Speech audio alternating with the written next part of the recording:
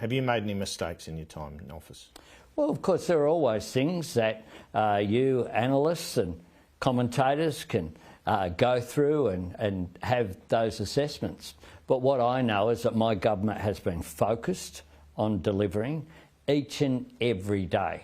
In hindsight, there are things that could always, of course, if you had that benefit, go back and make things better. But my government has been focused. We have. When you say that, is there anything that springs to mind?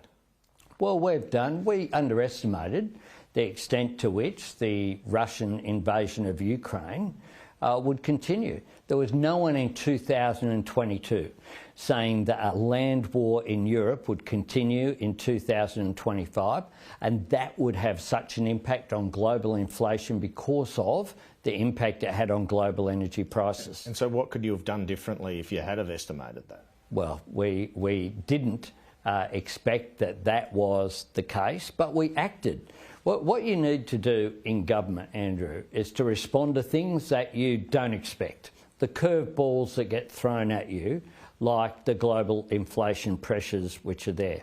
We've done that. If you had have said to us in 2022, for example, that we would intervene in the market to put a cap on gas and coal prices, that would have seemed to be a pretty radical thing.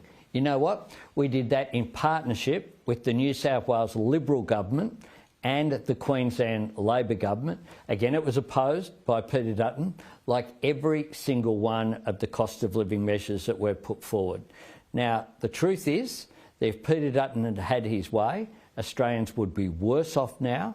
Things would have been worse. People would have been subject to the inflation and cost of living pressures without any support from the government. He would have just cut them loose, and his record stands there, and indeed going forward as well. He might have spent less though, which has an effect on inflation.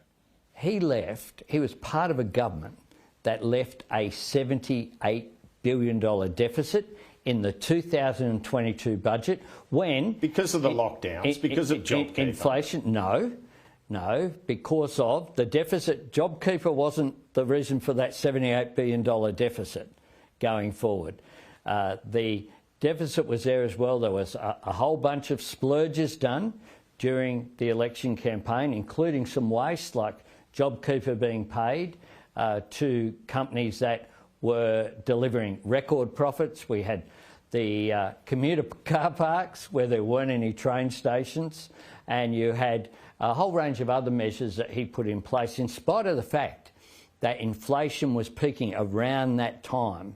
And so we saw the inflation figure in the March 2022 quarter, in just one quarter, be almost the same as what the inflation figure is now at an annual rate, both of them having a 2 in front of it. Was the Voice referendum a mistake, and did that do more harm to reconciliation than good? Well, one of the people I've spoken to today from the Northern Territory, the senior Australian of the Year from the Northern Territory, commented that he appreciated the fact that we had kept our word.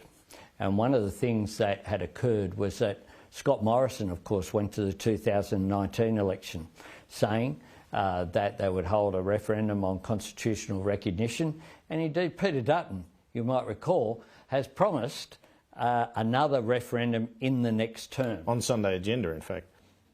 Well, indeed, and I mean that's one of the points, Andrew. That this guy makes these statements of policy out there that may or may not be thought through, and then they just disappear, and he walks away from them. But what he can't walk away from is this: he, after 3 years, has opposed all of our cost of living measures, and he's come up though with one for this year, which is that every single taxpayer should pay for the lunches, golf rounds, movie nights, karaoke, perhaps weekends away. It's not clear how this would function at all, to the tune of $20,000 for just some. And that is such sloppy policy that it's no wonder that ever since the big announcement, the big fanfare, he hasn't talked about it much. But he should be held to account because he hasn't done the hard policy work. He just has said no and been negative for 3 years, and finally, this is the only policy that he's come up with on immediate cost of living, apart from, of course, his nuclear plan that sometime in the 2040s that will lead to higher power bills, not lower power bills.